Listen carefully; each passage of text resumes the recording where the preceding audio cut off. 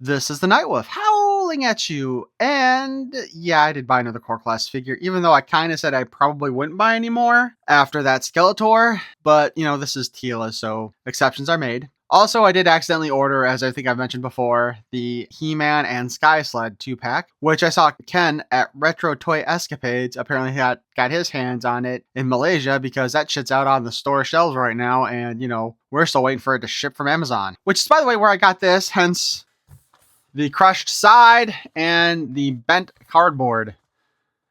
As we take a look at the back here, we see that this wave only has Beastman, the savage henchman, He-Man, the most powerful man in the universe, and Teela, the heroic warrior goddess. Teela battles alongside He-Man to return Eternia to its former glory. And now they have Transformer tech specs with these: Strength 5, Combat 10, Intelligence 8, Magic 2, Tech 7. At least I'm assuming that's what those are, with no actual numbers on them. But let's go ahead and open this up, shall we?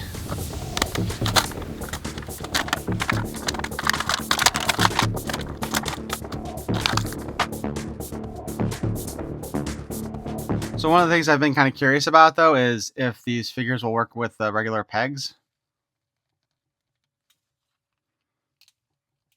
And yeah, she will. I didn't try that with Skeletor, although that does pop up. So really, actually, instead of using that one, pick up some of these circular ones.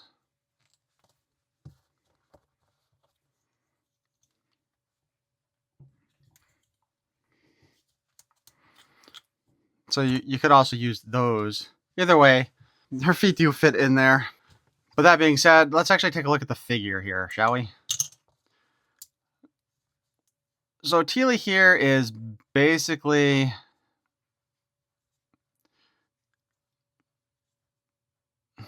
she's got that as such a generic looking face on her.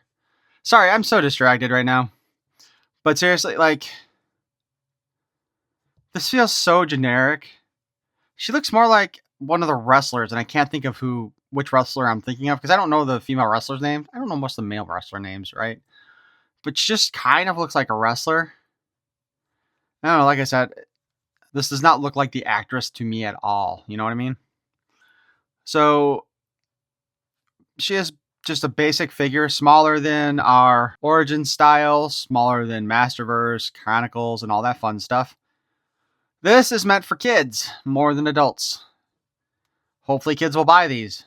I have my doubts, though. It all depends upon how the Masters of the Universe movie does in theaters with kids. So again, I'm saying Mattel cannot afford to f*** this up. I like that they give us a holster back here for her gun, but you can't actually put her gun in the holster, by the way. So that being said, she's actually pretty detailed. There's lots of texturing on her costume here.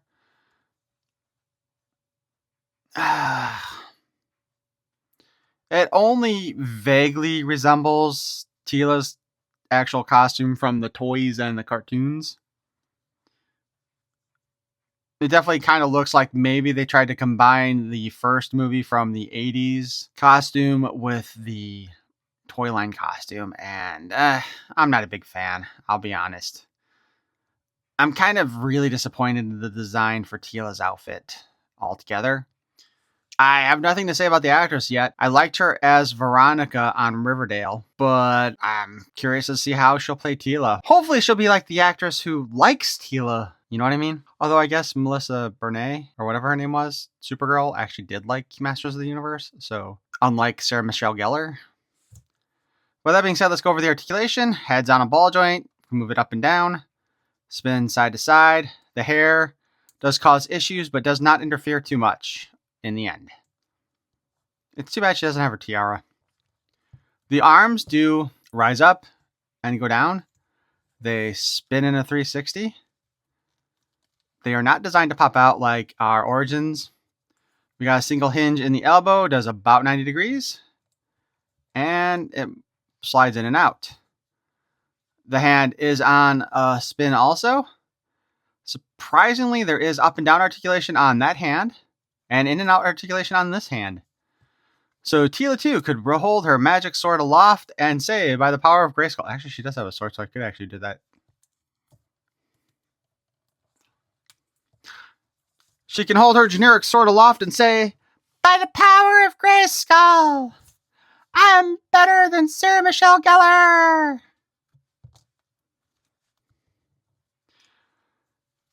She does have a spin at the waist. There is no spring loadedness or anything like that, like the old vintage toys. We can kick forward, and we can kick back. Only about that far. Not much at all, actually. We can kick out only about this far. And you'll note, okay, this leg goes further than this one because of this additional bit of armor on her side. Which, by the way, you remember the mask figures that I reviewed from the Loyal Subjects where they had all this shit up at the hip joint. So if you pulled too hard, it got caught in the hip and broke. So these don't do that. They at least plan that out a bit. I mean, I suppose you could on this side, but it's not as bad as it was with mask. There's no thigh joint. We do have a single joint in the knee. Because it is a pegged in hinge there, it does allow us to spin it all around. So we can put our foot backwards if we want. Also to note, she's got battle wedges. So she does have a slight heel, even if they did just design it as a wedge instead of like a heel itself. So this is the gun she comes with. And it kind of resembles like an Eternian revolver. Although I doubt that this is like a revolver piece in there. It's probably some kind of weird electronic equipment. And only one of her hands is designed with a trigger finger. Whoops.